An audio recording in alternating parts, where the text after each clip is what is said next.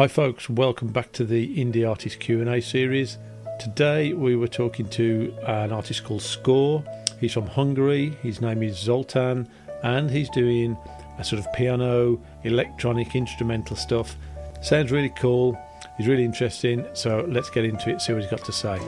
Welcome to the New Music Review Q&A series that we're running with a few artists that we've picked up off various social media platforms. If you want to tell us who you are, what you do, where you're based, that sort of thing. Welcome everyone checking this out. I'm Zoltan. I'm from Vác, Hungary. I'm practically a somewhat novice music producer who's just getting started, and so far I have released 2 tracks the last couple of months. And talking about my day job, I'm full stack engineer at some software engineering company.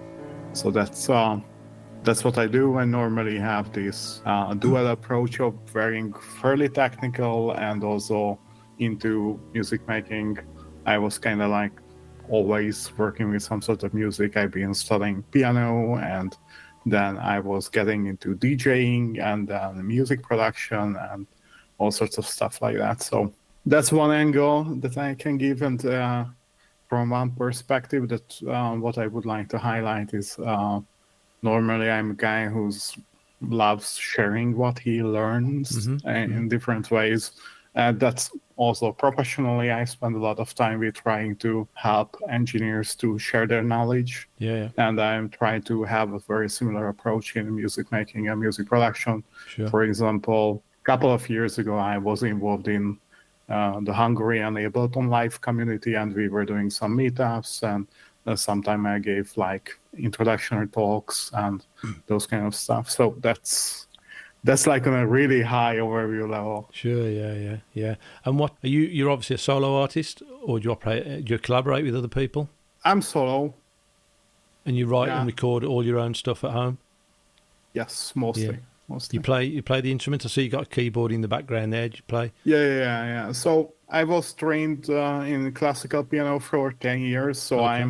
I'm very much a keyboard-based person. So from keyboard, acoustic piano, and all sorts of synthesizers, that's my main thing. I was very heavily influenced towards electronic music, but in electronic music, kind of like all sorts of different kind of electronic music. Yeah. So that's what this is about. For the first track that I released, it was actually one of my dreams to, like, for the first time in my life, like, have a proper piano studio recording. Yeah. But that was, in that sense, somewhat unusual that I got to work with a proper audio engineer recording me playing on a Steinway and have that happening. Yeah. That was extremely special. Yeah, of course. Yeah.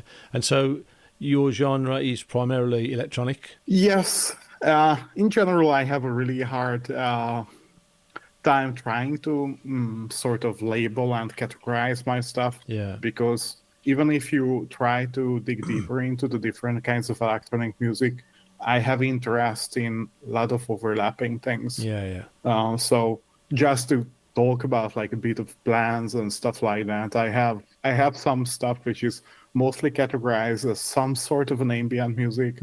I have some stuff coming up which is probably tilting more towards like trance vibes, so to speak. Yeah. And I also have some track drafts which I think will get to being a deep house sort of a selection too. Yeah. I'm really mixing all this up. Sure, cool. And what are you doing in form of sort of social media sites? What are you using mostly? What are you doing, any promotion or paid promotion, and what are you using for that, if you're doing any of that sort of thing? As I said, I'm at the very start of this journey. Like I was dabbling with music production for a lot of years, but I think this is the year when I first got to take it really seriously, in the sense of actively looking for opportunities to promote my music and just, make my music heard properly. And I managed to finally get to the point where I think I can actually produce some tracks which I can heartfully recommend to people to listen to. Yeah. So I'm trying to figure out this kind of a thing. I'm trying to experiment with a lot of different things all the time. Now, one of the things which I was really struggling with was trying to find a way to communicate which also fits my personality and my energy level, so to speak. And because of that, I realized that right now, in the last couple of weeks, I feel like Threads is the one which feels the closest to me. And I'm trying to figure out what I can do to extend that further. I'm just starting to play around with YouTube Shorts and whatnot, just to figure out how this can be pushed further. Yeah. But the main problem is like for any video-based format, it's like a huge amount of extra work, which I'm very willing to do. I'm perfectly okay with finding some time to mess with DaVinci Resolve or whatever. Yeah. But it's a distraction, sort of. For sure. I mean, I get the same just doing what I'm doing now. You know, I have to get to grips with DaVinci or whatever and work out how to edit all these things down and try and get it. It's difficult and it's a lot of time sort of outside what you really want to be doing, you know. I mean, I'd like to do one of these sort of videos, you know, every few days or every few nights and do loads of artists, but the time to actually put it all together into a finished product, for me at least, you know, I mean, I could hire an editor or something and pay someone to do it and it'd look great, but because it's all cost, isn't it? And nobody wants to start spending any more money. I guess that's the issue. So yeah, I mean, I found Threads, since I've been on there, it does seem very music focused. I think the algorithm seems to favour if you read and write music related content, it tends to stick generally to that in your feed. You know, not unlike Twitter or Facebook, you can just get all sorts of junk coming from every angle, even though you're not interested in it, you know. So yeah, I think if you work on that, it's like all of the forums really. The more you engage with people and comment on their posts and interact, the more they will start to engage with you as well, you know, and look at what you're doing as well, you know. If somebody comments on my post a few times and I see them commenting or liking the stuff every time I post, I'm much more likely to go and see what they're all about. Indeed. And, you know, I was testing a lot of different kind of things. Like I was doing some promotions for my first track on Groover and Summit Hub and those kind of things. But for me, the main takeaway was that the amount of money and energy I invested into trying to make that happen, if I would only focus on actually building up some human connections with each other, I'm much better off in the end. Like, I spent quite an amount of money on trying to get my first track going on Groover. It actually had some decent enough results, like it got into a pretty nice YouTube mix video, for example, which got tons of views. That's very nice, but ultimately I didn't feel, even with that, I didn't feel I'm getting back the value that I originally wanted to. And that actually raised some questions about that entire playlisting game of sorts. Yeah. So I would rather not do that right now. That feels like a waste of my energy. Yeah, I mean, it's on my website and that I do some work for Groover, but I tend to only offer blog postings because I think an artist can always use a blog post as a little, you know, to post it on their website and as a bit of an advert for themselves, if you like, rather than playlisting or something like that. I mean, my playlists are small anyway. Some people are quite happy to go on any playlist, but playlisting is becoming less and less of a thing for me, offering to artists. I'd rather say, look, send me all your stuff and I'll stick a blog post on for you, and then I'll share that around all the social platforms. And that tends to get a bit more. And I know from the statistics of the website that people are there, people are looking, people are scrolling, they're clicking on posts. So I know somebody's looking at it at least, which is, you know, half the battle of why I do it, really. But talking of which, would you prefer to be, you know, doing an interview like this, or would you prefer to be on a blog or a playlist? Or, you know, what's your preferred medium for sort of getting exposure for yourself? Hard to answer, really. Like, I'm fairly comfortable with like text-based medium. I personally, I used to run a blog for a significant amount of time, and I still tend to do that. Still tend to write articles every now and then. So I'm kind of comfortable with that. But I would say that if it's possible and if I can muster the energy to do so, I would shoot for the highest intensity kind of a connection that I can master, which is this right Yeah, now, yeah. us discussing. So I'm perfectly fine with those kind of discussions. The main thing is that I know that for many times this is probably the hardest to get together and get it right, I guess. So Yeah, that's I the think, difficulty. yeah, people don't sort of underestimate a little bit how we've arranged this, what, 2 or 3 times now before we actually got to do it. And it does take, especially when you're in different time zones, it does take a little bit of time to get organised and for everyone to fit in, you know. So it's quite a thing, really. But I feel that you learn so much more about the person in 10 or 15 minutes talking directly like this than you do from hundreds and hundreds of posts or texts, you know, whatever. Exactly. Exactly. You get to know what they're all about and that sort of thing. Do you have YouTube channel at the moment? Yes, very minimal one, mostly by claiming my audio tracks and whatnot, and I actually just put on the first short today, Okay. so testing things out. So very, very basic setup that I'm currently having. I'm going to keep on checking whether I can do that, but looking at what is happening around Spotify on all the different platforms, currently my assumption is that I am probably the best off if I would focus some of my energies towards YouTube.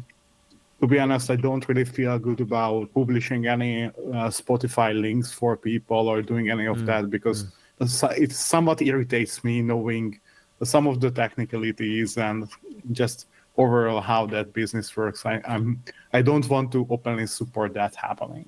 Yeah, You yeah. know? I think what I like about the YouTube idea is that it's there and it's there forever, really, or as far as we know, for anyone to find. Whereas things like playlists seem to be a bit more at the mercy of a trend or something like that. You know, someone can decide, oh yeah, that's a good vibe of music for this trend. Will you promote the playlist?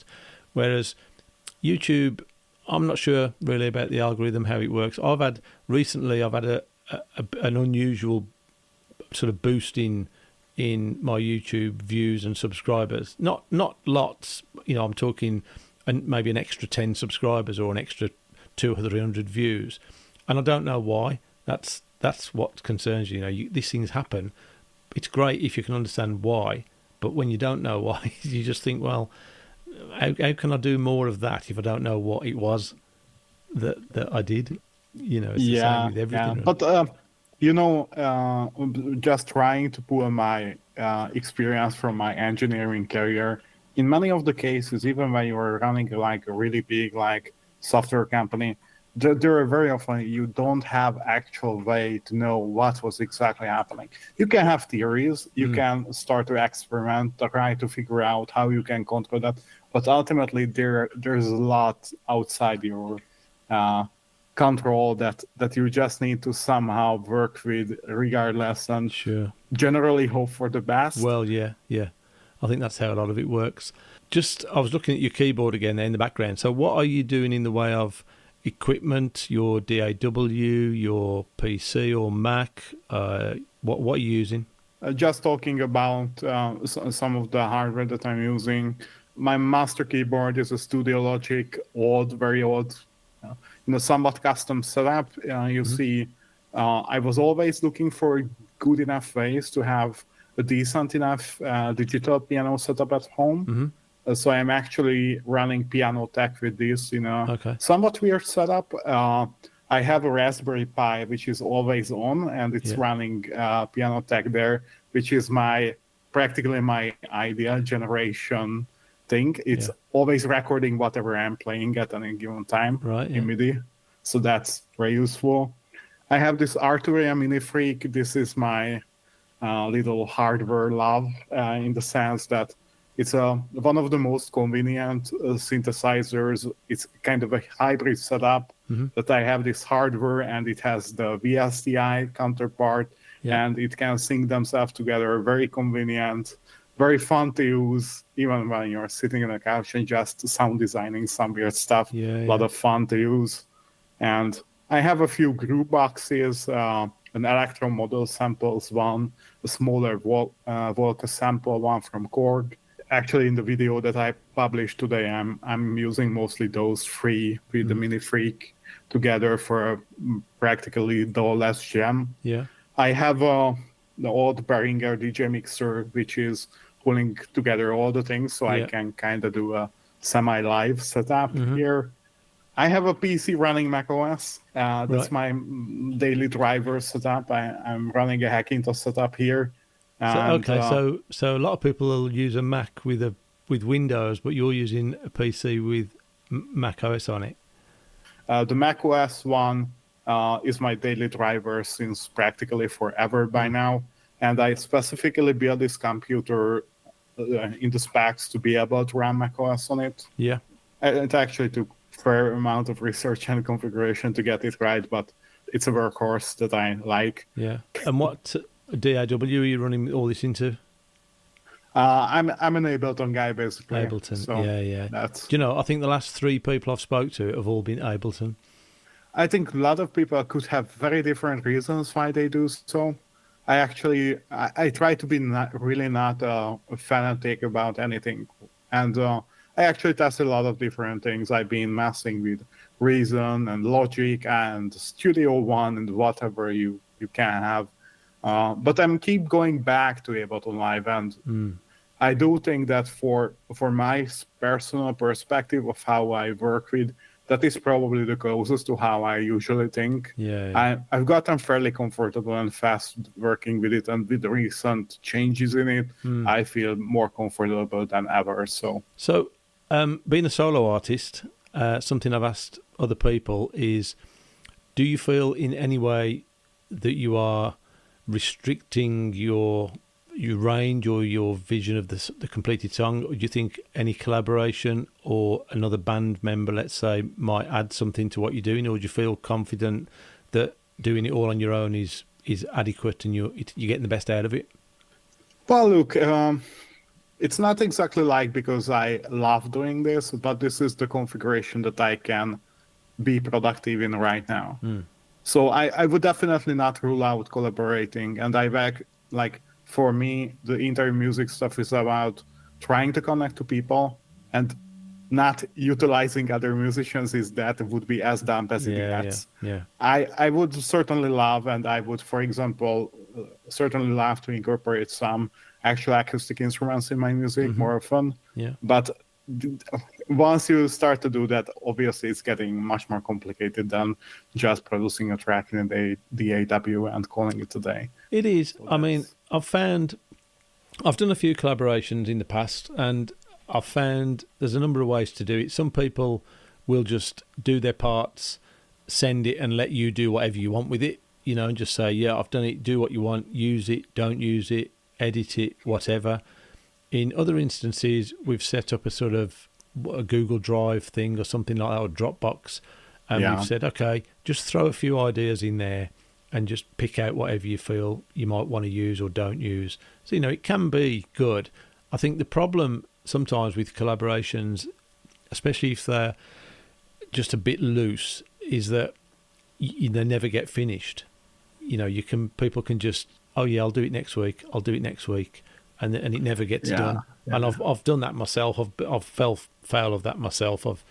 And now if I do take on any sort of collaboration, I try and put a timeline on it and say, well, look, let's do it by then. If we can't do it by then, we'll move on, and nobody's fussed, because otherwise it never gets finished. So, and what about mixing and mastering? Are you doing all that yourself? Are you mixing everything, producing it yourself?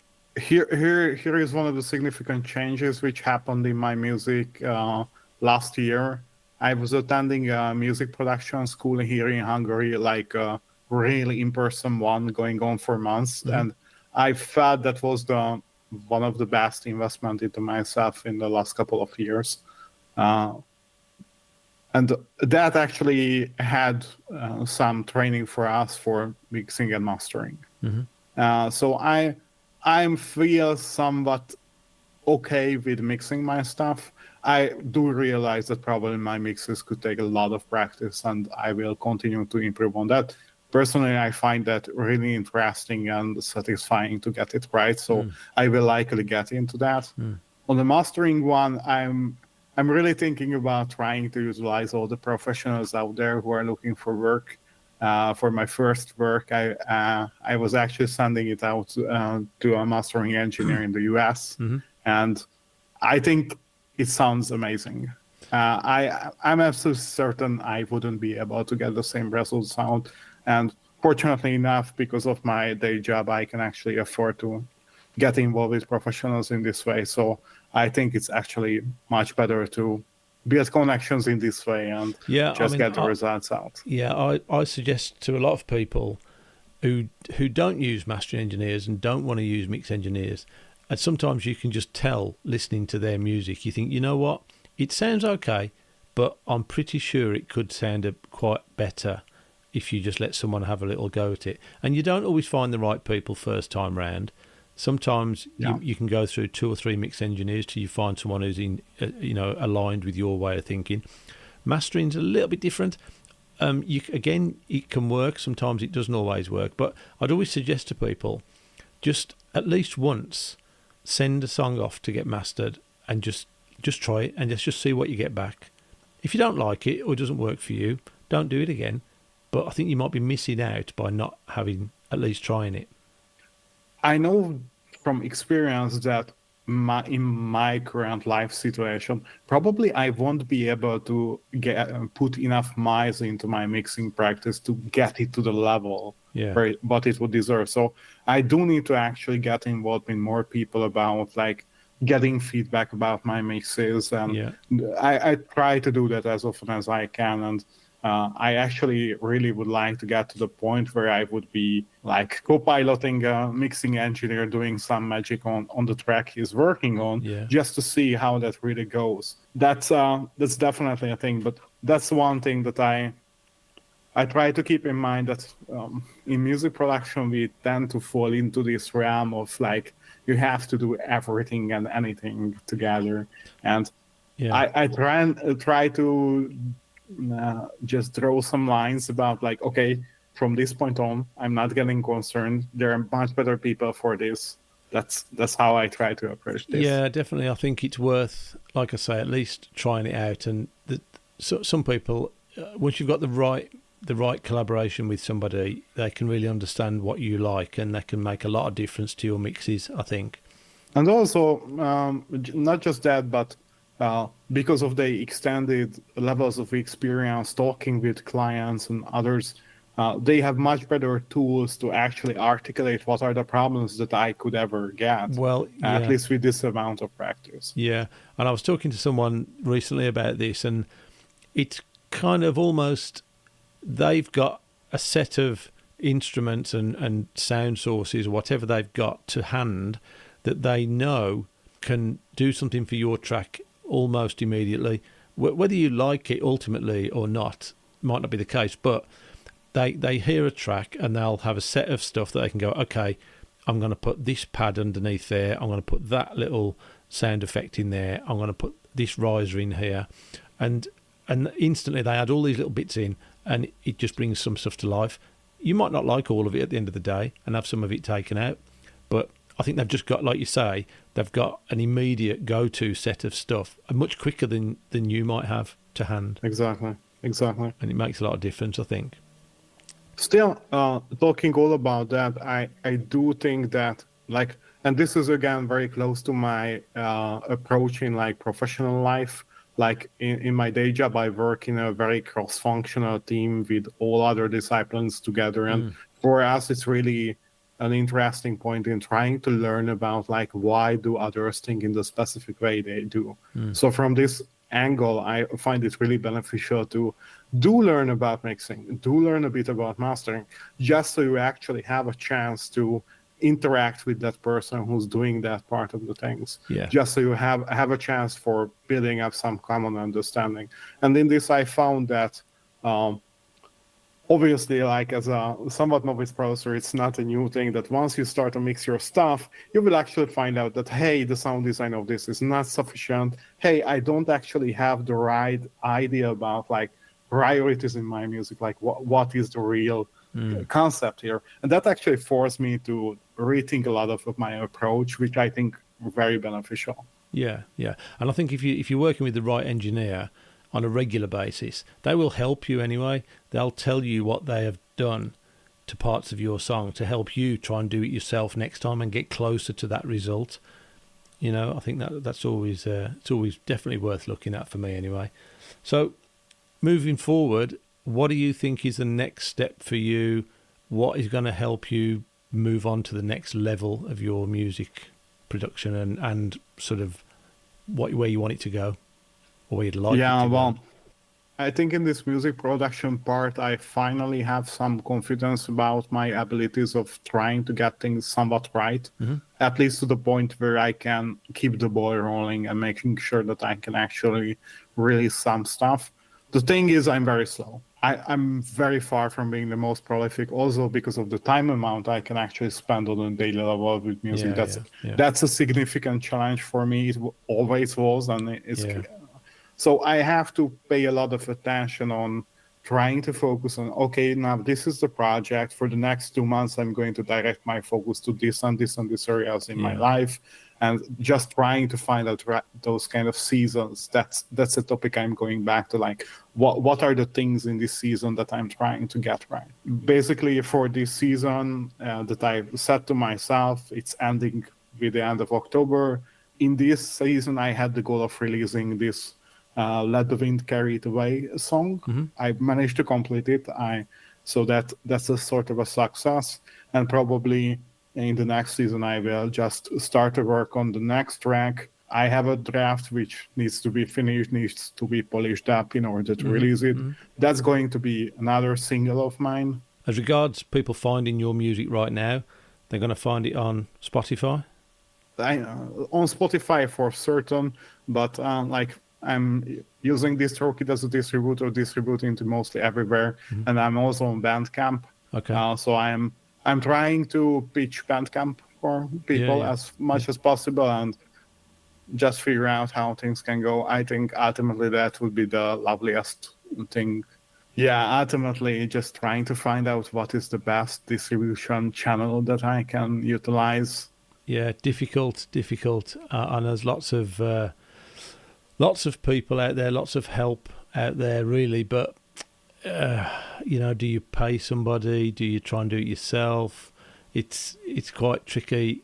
People have had success in different ways, and it's what do you call success, really? Getting even today's market, 1,000 plays on Spotify, 100,000 plays. It's good and it's great that put that many people, but is it success in? It's certainly not success in financial terms, because there's no money to be made from it. So I think probably Bandcamp is the best route to earning any money. Indeed. I actually kind of lucky to have a person who actually bought my first track, so that's a more significant amount that I can expect from streaming anytime soon. For sure. But the thing is that I consider myself to be fortunate in the sense that I don't actually need to rely on any sort of an income, and I actually am happy to just burn some of my money in like making music, because that makes sense. I would much rather burn some money for building some connections through music. That makes sense. Expecting money in return for that, I'm very, very far from that. And ultimately, I would probably need to do some really hard decisions and changes in my overall life in order to get there. And I'm not sure if I'm the right person for that stuff. So I think I'm a big believer in having a network, building your network of people around you. That's what I've been doing over the last couple of years. Like everybody else in this. I mean, I play guitar and I've done my own music in the past and all that, but I've ventured into this sort of thing over the last couple of years a bit more, and I've found if you just stick at it and you just keep picking away, you can build a network of useful contacts, and having people you can trust as well. You know, the people that I make contact with, some of it hasn't worked out, some of it does work out, and some of it's still working out now. And just having people around you who you genuinely think, you know, will give you a lift up or help you do this or put you onto someone. And that's quite difficult in this industry, I think, to try and find anybody trustworthy. Well, I guess it's somewhat difficult, and I would be able to accept that anytime if someone suggests that, hey, this is fairly difficult. On the other hand, I found that it might be just luck, okay? But so far I'm feeling like I'm on a good roll with those kind of things. Like for my first track, I wanted to record the piano. I never been to a studio, never recorded anything live. I've asked around in the private group of my school when I was taught about music production. In 2 telephone calls, the entire thing was built up for me. Just because they were so adamant on trying to help people out who are trying to get their music together. Yeah. And it was the time of my life. It was absolutely spectacularly beautiful. And that was the surprising thing for me, that after many, many years of trying to think about that, hey, do I even have a chance to get this started in some sort of a way? Once you are have some access to the right kind of people, and once you start to interact with them properly, suddenly a lot of doors are opening in no time. Definitely, because beautiful. Sometimes I think what I found is you never quite know, even though somebody might seem quite insignificant, really, they may know a lot of other people, and like you say, it can seem like nothing, but suddenly you're on a different path, and you bounce off one person onto the next one, and you think, oh, okay, this is working, something's happening now. Yeah, and you can't imagine what you are starting when you try to just become visible. That's something that in the last couple of weeks I'm trying to have it as a sort of a mantra to make sure that I'm somehow more visible, because I learned it in quite a few years ago. It happened. I mentioned that I was blogging, and I was doing that when I was around like 19 or something, and I was very randomly blogging, so no structure, no professional blogging, no nothing, really the most random thing you can imagine. But still, just because I kept yapping about different sorts of technologies that I use as a software engineer, I actually later got contacted from someone who actually offered me a job because of the blog posts that I wrote. And that was the first time when I was thinking that, hey, what the hell is happening here? I don't understand how this entire thing works, but it's lovely. Yeah. And that's still a thing. Well, I think it's still a thing. You know, if people can sense a bit of enthusiasm, and you know, if you're interested in something and enthusiastic about it, it can rub off on other people, and they see that and they want to be on board with it as well. You know, so you've got a new track up today, did you say, or a new YouTube video? YouTube video was uploaded today, indeed. The track which I uploaded was released a couple of days ago. Okay. So that's most recent thing. So currently I have those 2 tracks out. Okay, cool. And we will see how it's going to go from there. Yeah. No, well, it's great. Listen, it's been good talking to you. I'll post any links to anything that you've got. I'll post it all in the description of the video anyway. So I'll keep you posted on what's going on, and we'll stay in contact through wherever, social media, Threads, I guess, whatever. Good luck with all your music, and thanks for coming on and entertaining us. Thank you very much. Okay, buddy. You take care. You too. See you later. Have a good Bye-bye. one. Bye-bye. Bye.